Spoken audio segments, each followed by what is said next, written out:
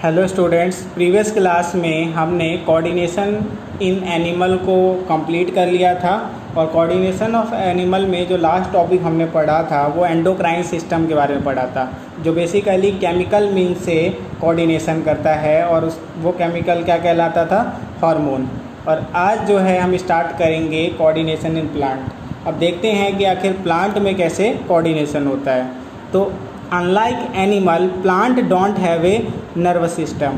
अब क्योंकि एनिमल में तो नर्वस सिस्टम था या एंडोक्राइन सिस्टम था, तो उन दोनों ने मिलके जो है वो कंट्रोल एंड कोऑर्डिनेशन करवाया था। लेकिन प्लांट में तो ऐसा कोई सिस्टम होता ही नहीं है, ठीक है। तो plants use chemical means for control and coordination. तो प्लांट केमिकल मीन्स का यूज़ करता है कंट्रोल एंड कोऑर्डिनेशन के लिए। तो ये जो केमिकल्स होते हैं, नॉर्मली जब आप बड़ी क्लासों में जाओगे तो पता चलेगा कि उन केमिकल्स को प्लांट ग्रोथ रेगुलेटर्स कहते हैं। क्या कहते हैं? Plant growth regulator, plant growth regulator, PGR, ठीक है। लेकिन यहाँ पे आपको जो है उसे फाइटो हार्मोन कहेंगे। क्या कहेंगे? इस क्लास में 10th में आपको सिर्फ फाइटो हार्मोन्स कह रखा है, और कोई पूछ ले फाइटो हार्मोन्स क्या होते हैं तो प्लांट हार्मोन, ठीक है। तो अगर कोई पूछे प्लांट में कंट्रोल एंड कोऑर्डिनेशन कैसे होता है तो केमिकल मीन्स से होता है, और ये केमिकल मीन्स से कौन करवाता है? फाइटो हार्मोन्स, यानी प्लांट हार्मोन करवाते हैं, ठीक है। तो plant hormone are responsible for various kind of movement in plant. तो movements in plant can be divided into 2 main types, ठीक है, tropic movement and nastic movement.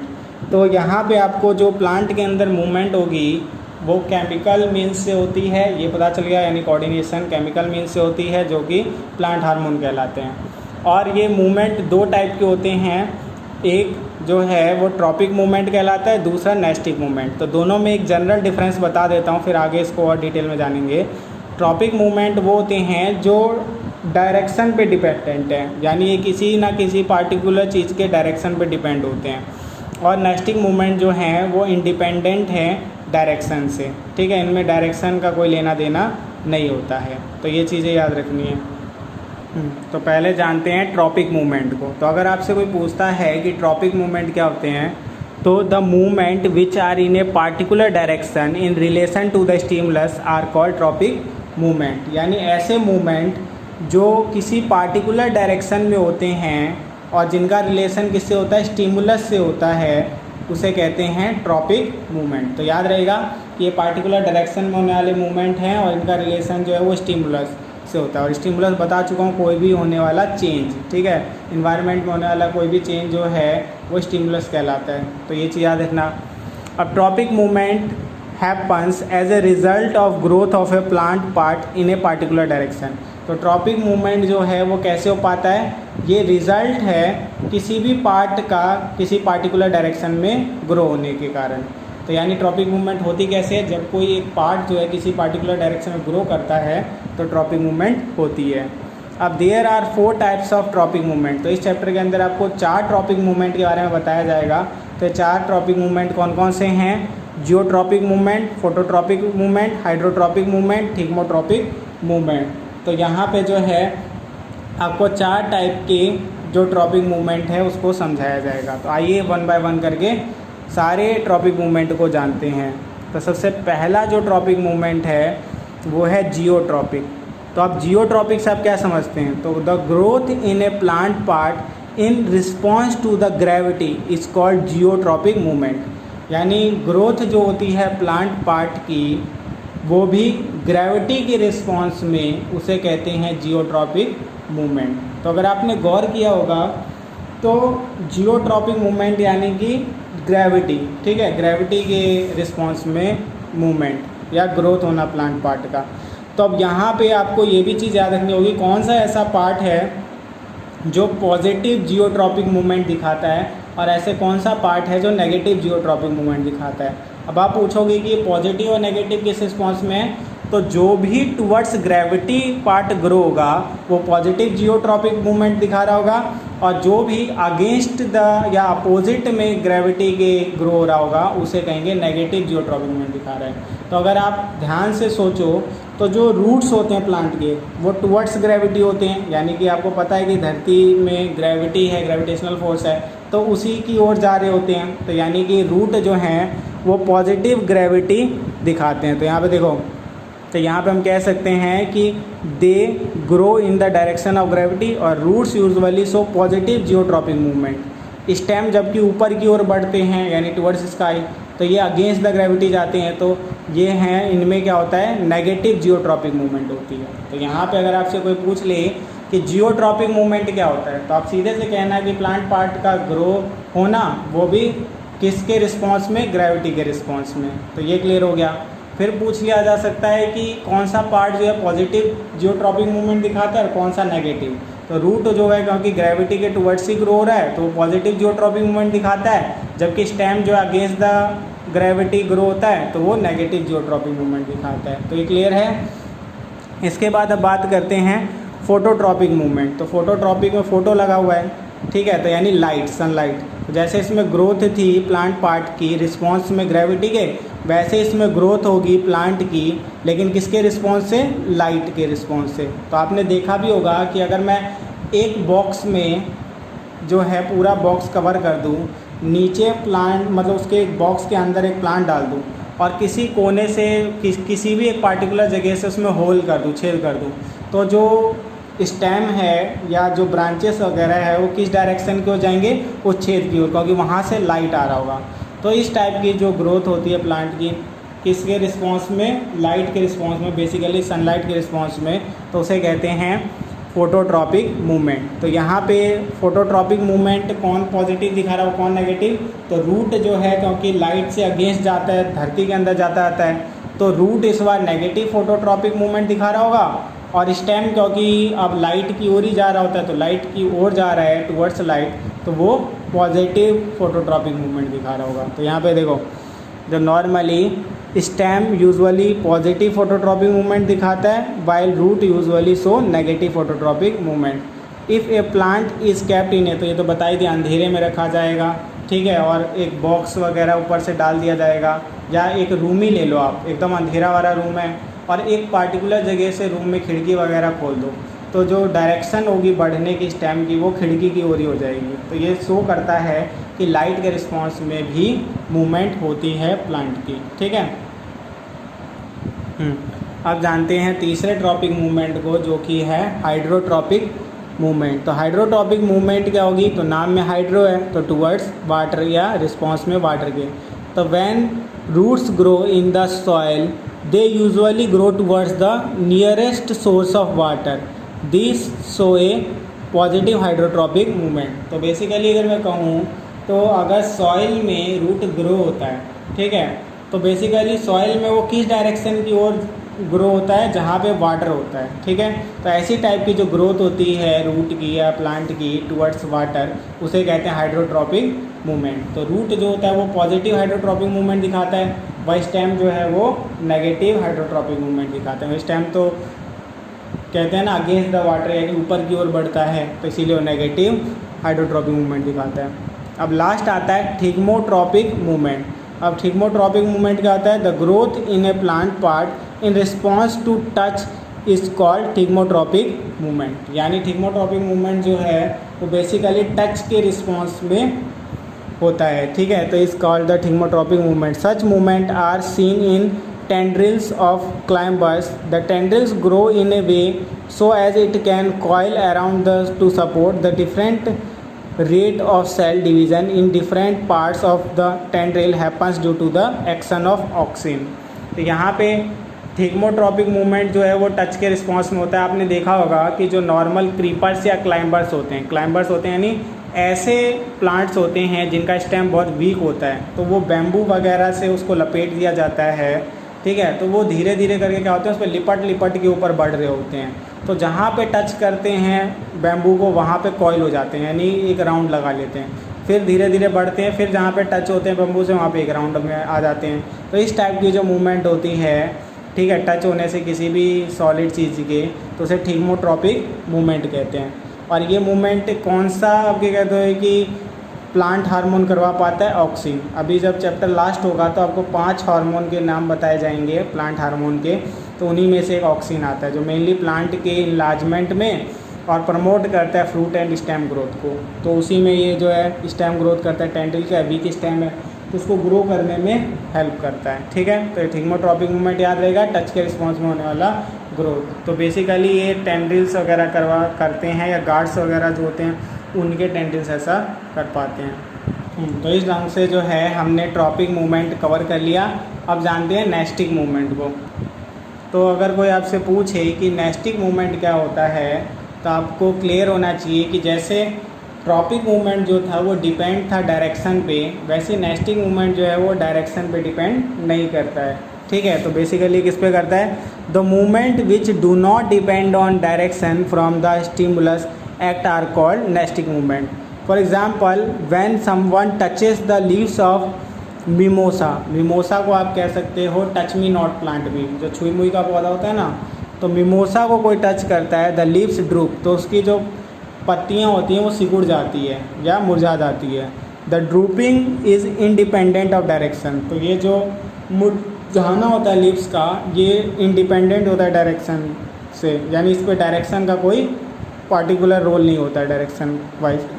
तो from which the leaves are touched, तो सीधा leaves को touch अगर आप करोगे तो वो ड्रूप हो जाते हैं, सिकुड़ जाते हैं। ठीक है, अब ऐसा क्यों हो पाता है ये जान लेना। तो basically such movement usually happen because the changing water balance in the cells when leaves of mimosa touched the cells in the leaves lose water and become flaccid resulting in drooping of leaves. जब भी हम touch करते हैं leaves को mimosa के, यानी touch me not plant के, छुई मुई के, तो वहाँ पे जिस पार्ट को टच किया है उस पार्ट के जो सेल्स होते हैं वो वाटर को लूज़ कर देते हैं।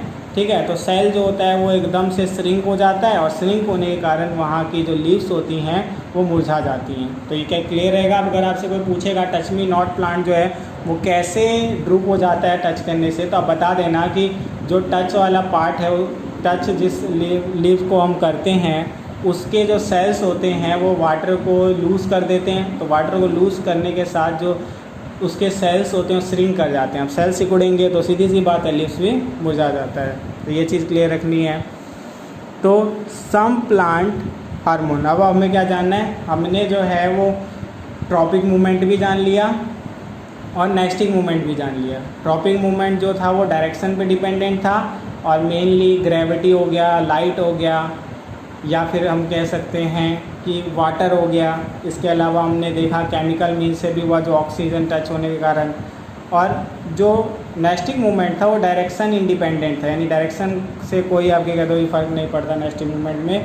तो इसमें बेसिकली सेल जो है वाटर लूज़ करता है, तो इसके कारण से ड्रूपिंग वगैरह होती है, यानी मुरझाना होता है। अब हम पढ़ेंगे कुछ इम्पॉर्टेंट प्लांट हार्मोन के बारे में जो आपको एनसीईआरटी में दिया है। तो आपकी एनसीईआरटी में बहुत ही कम दिया हुआ है हार्मोन्स के बारे में, प्लांट हार्मोन यानी फाइटो हार्मोन के बारे में। तो मैंने थोड़ा सा डिटेल में आपको बताऊंगा, और इनके फंक्शंस आ जाते हैं, या फंक्शन देके पूछ लेते हैं कि कौन सा प्लांट हार्मोन ऐसा करवाता है। तो आपको ये क्लियर रखना है।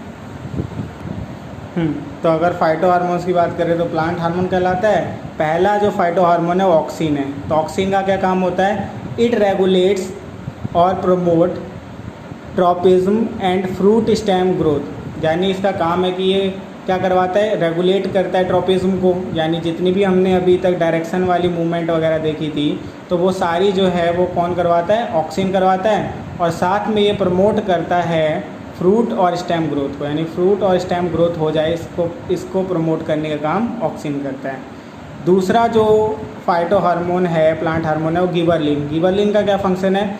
तो गिबरलिन का फंक्शन है they help in growth of stem and fruit. ये ग्रोथ स्टेम एंड फ्रूट में हेल्प करता है। वहीं पे सेल एनलार्जमेंट, सेल को बड़ा करने का काम करता है। सेल डिफ्रेंशिएशन, और सेल को डिफ्रेंशिएट करके टिश्यूज़ और ऑर्गन बनाने का काम करता है। ठीक है, तो ये हो गई गिबरलिन की फंक्शन। तीसरा जो है वो साइटोकाइनिन। साइटोकाइनिन जो है वो प्रमोट सेल डिवीज़न, यानी साइटोकाइनिन सेल डिवीज़न को प्रमोट करता है, सेल डिवाइड हो जाए। ब्रेकिंग डोरमेसी ऑफ सीड, यानी सीड जो है वो डोरमेसी में हो तो उसको डोरमेसी से हटाने का काम करता है। अगर कोई बोले सीड डोरमेसी क्या होती है, डोरमेसी क्या होती है, तो बेसिकली आप इसको ये याद रख लो कि जब भी कोई अनफेवरेबल कंडीशन होती है, एग्जांपल के लिए बहुत गर्मी पड़ रही हो या वाटर की वहाँ पे डेफिशिएंसी हो, तो उस समय पे सीड क्या होता है कि अपनी ग्रोथ को रोक लेता है और तब तक रोके रखता है ग्रोथ को जब तक कि फेवरेबल कंडीशन आ नहीं जाती। तो वो जो टाइम होता है जिसमें वो अपनी ग्रोथ वगैरह रोक लेता है, मेनली वो इनएक्टिव हो जाता है। तो वो जो टाइम पीरियड होता है जिसमें सीड इनएक्टिव रहता है और ग्रोथ वगैरह को इनहिबिट करके रखता है, रोक लेता है, तो उसको कहते हैं सीड डॉर्मेसी। क्या कहते हैं? सीड डॉर्मेसी। तो अगर कोई सीड डॉर्मेंट है यानी डॉर्मेसी में है, तो उसको डॉर्मेसी से बाहर निकालता है फेवरेबल कंडीशन आने पे कौन? साइटोकाइनिन। तो ये ब्रेक करता है डॉर्मेसी को सीड के।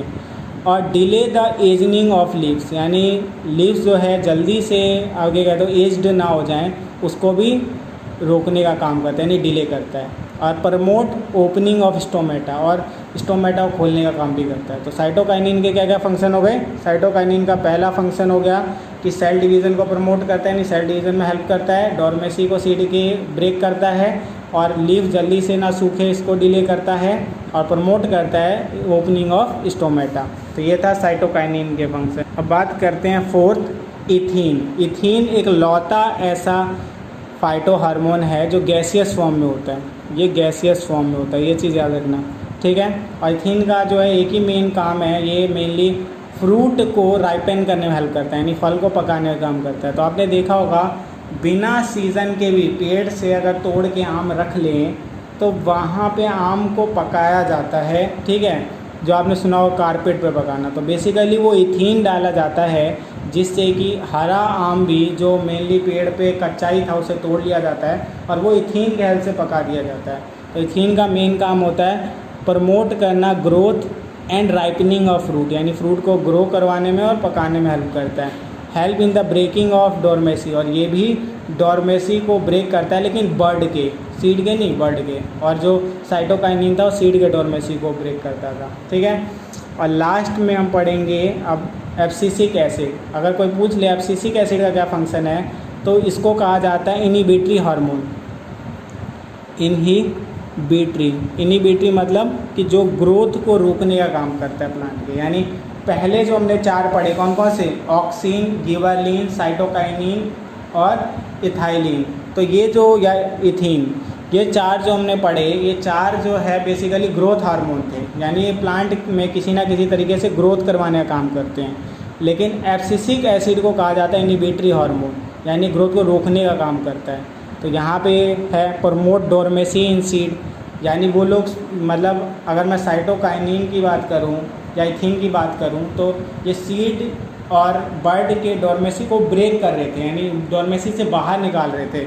और एब्सिसिक एसिड जो है वो डॉर्मेसी को लाता है, promote dormancy in seed and bird and thus inhibit growth, और इस ढंग से ग्रोथ को रोक देता है। क्योंकि जब भी अनफेवरेबल कंडीशन आता है, तो अनफेवरेबल कंडीशन आएगा तो अगर वो ग्रोथ करते ही रहेंगे तो उनके पास वो सफिशिएंट एनर्जी वगैरह, वाटर वगैरह बचेगा ही नहीं, इसलिए वो डाई कर जाएंगे।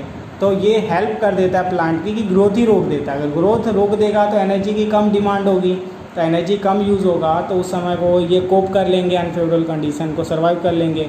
तो इसीलिए एब्सिसिक एसिड भी हेल्पफुल होता है प्लांट के लिए, ठीक है, ग्रोथ को रोक के। लेकिन द सीड एंड ये रहा ग्रोथ। तो प्रमोट क्लोजनिंग ऑफ स्टोमेटा, यानी कि साइटोकाइनिन ओपनिंग करता था, ये क्लोजनिंग ऑफ स्टोमेटा करता है। और फॉलिंग ऑफ लीव्स, और पत्तों को झड़ाता है, जो पत्ते सूख गए होते हैं, एज्ड हो गए होते हैं, उसको फॉल करवाने में हेल्प करता है। तो abscisic acid basically inhibitory hormone इसलिए कहलाता है क्योंकि ये डॉर्मेसी में लाता है सीड को, इसके अलावा ग्रोथ को रोक देता है, स्टोमेटा को क्लोज करवा देता है, और जितने भी एज्ड लीव्स होते हैं उनको फॉल करवाता है, यानी गिरवा देता है। तो ये था आपके 5 प्लांट हार्मोन, जिसे फाइटो हार्मोन कहेंगे, जिसमें से पहले 4 जो थे वो ग्रोथ हार्मोन भी कहलाते हैं क्योंकि प्लांट की ग्रोथ में हेल्प करते हैं। और लास्ट वाला जो है एब्सिसिक एसिड, ये बेसिकली जो है इनहिबिटरी हार्मोन कहलाता है क्योंकि ग्रोथ को रोकने का काम करता है। लेकिन ग्रोथ को रोक के भी ये प्लांट की हेल्प ही करता है, क्योंकि अनफेवरेबल कंडीशन में अगर ग्रोथ होती तो प्लांट के पास वो एनर्जी नहीं होती सफिशिएंट जो कंटिन्यू ग्रोथ करता रहता है, तो प्लांट डाई कर जाता। तो ये ग्रोथ को रोक के एनर्जी को सेव करता है, तो इसी कारण से ये भी प्लांट के लिए हेल्पफुल होता है। तो आज की क्लास में हमने इस चैप्टर को कंप्लीट कर लिया, ठीक है। होप आप लोगों को जो भी समझाया गया समझ आ गया होगा। अगर कोई डाउट वगैरह होगा तो आप कमेंट में या नॉर्मली हमें पर्सनली कांटेक्ट करके डाउट क्लियर कर सकते हैं। तब तक तो मिलते हैं नेक्स्ट क्लास में नए चैप्टर के साथ, तब तक के लिए बाय।